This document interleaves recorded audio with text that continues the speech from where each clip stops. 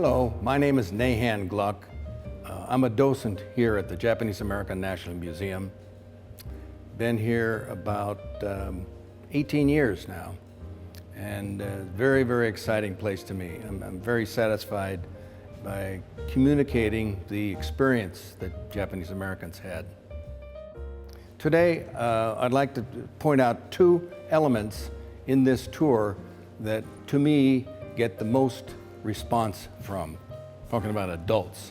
One is racial discrimination that was extremely strong in the 1800s. The second is the Japanese American soldier story.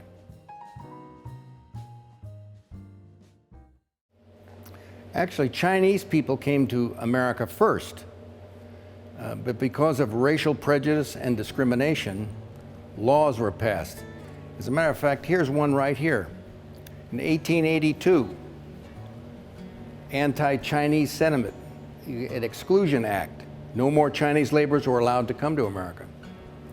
There was a very famous cartoon posted here in 1879, where it shows the Chinese must go, the Chinese problem, foreigners are not wanted, and it goes on to an African American in a lazy position and a Native American talking to a Chinese person, pale-faced, afraid you crowd him out as he did me. It was the laws on the books that makes the difference. One of the first laws was in 1790, immigration law. It said, quote, free whites only could naturalize. It wasn't until 1952, through the Walter McCarran Act, where people of Japanese ancestry could naturalize.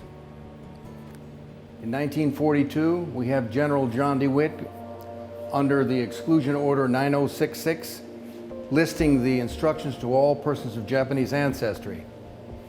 Where to go, where to meet, when to go, what to take, what not to take, all the instructions.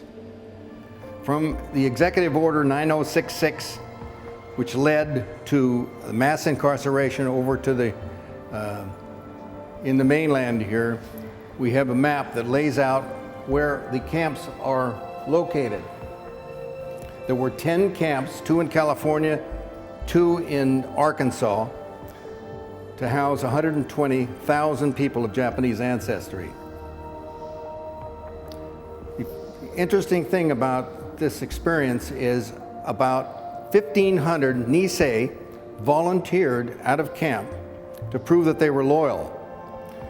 Picture over on the other side of the gallery here shows part of 10,000 Issei that formed the 100th Battalion that later joined with the 442nd Regimental Combat Team that fought Hitler in Europe.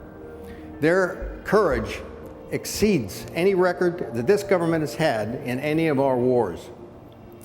Another factor, another group of young Issei, 17, 18, 19 years old, formed the 100th Battalion. They could speak, read, and write Japanese. They volunteered to go into the Pacific. And General MacArthur's, who was in command of the Pacific area, indicated that their efforts shortened the war by 2 years in the Pacific. Now these fellows left their families who were locked up in a prison camp, concentration camp, to prove that they were loyal. Continuing example of showing prejudice. This is a Life magazine article in 1942 that explains how you tell a difference between a Japanese person and a Chinese person. And it shows the distance between here and here, the distance between here and here, and all Japanese males have mustaches. That's what that article says. Classic example of propaganda. We hope that things like this don't ever happen again. Today we shared with you just a few elements of the Common Ground tour that we normally give the visitors. We would like you to come and see the rest of the tour and the other exhibits that we have here. Thank you very much.